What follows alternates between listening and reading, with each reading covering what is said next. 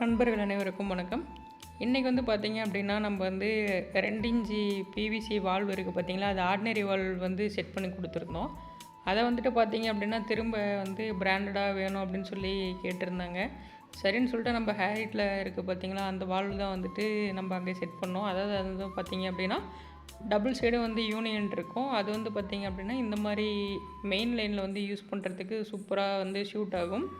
நம்ம அந்த பிவிசி வந்துட்டு பார்த்திங்க அப்படின்னா கரெக்டாக கட் பண்ணி எடுத்ததுக்கப்புறம் இதில் வந்து ஒரு சைடு வந்துட்டு இந்த வால்வை பேஸ்ட்டு பண்ணிடுறோம். அனதர் சைடு வந்து பார்த்திங்க அப்படின்னா நம்ம அந்த வால்வை வந்து யூனிட் வந்து ரிமூவ் பண்ணி எடுத்து வச்சுட்டு தான் பேஸ்ட்டு பண்ண போகிறோம். அதே போல் பேஸ்ட்டு பண்ணும்போது வந்து பார்த்திங்க அப்படின்னா அந்த யூனியனை பேஸ்ட் பண்ணும்போது மறக்காமல் வந்து அந்த த்ரெட்டு ரிங் இருக்குது பார்த்திங்களா, அதை வந்துட்டு போட்டு வச்சுட்டு அதுக்கப்புறம் பேஸ்ட் பண்ணுங்கள். மறந்து இது அப்படியே போட்டுறாதீங்க.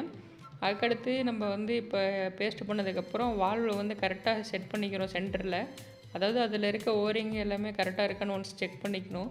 செக் பண்ணிட்டு வந்து பார்த்தீங்க அப்படின்னா இந்த த்ரெட்டு இருக்குது பார்த்தீங்களா ரிங்கு, அதை வந்து டபுள் சைடு வந்து ஒரே ஈவனாக வந்து நம்ம டைட் பண்ணுறோம். டைட் பண்ணதுக்கப்புறம் வந்து பார்த்திங்க அப்படின்னா நம்ம மோட்டர் ஆன் பண்ணி செக் பண்ணி காட்டிட்டோம், அதாவது லீக் ஆகுதா இல்லையான்னு. த்ரெட்டு கிராஸாக இருந்ததுன்னா லீக் ஆகும்.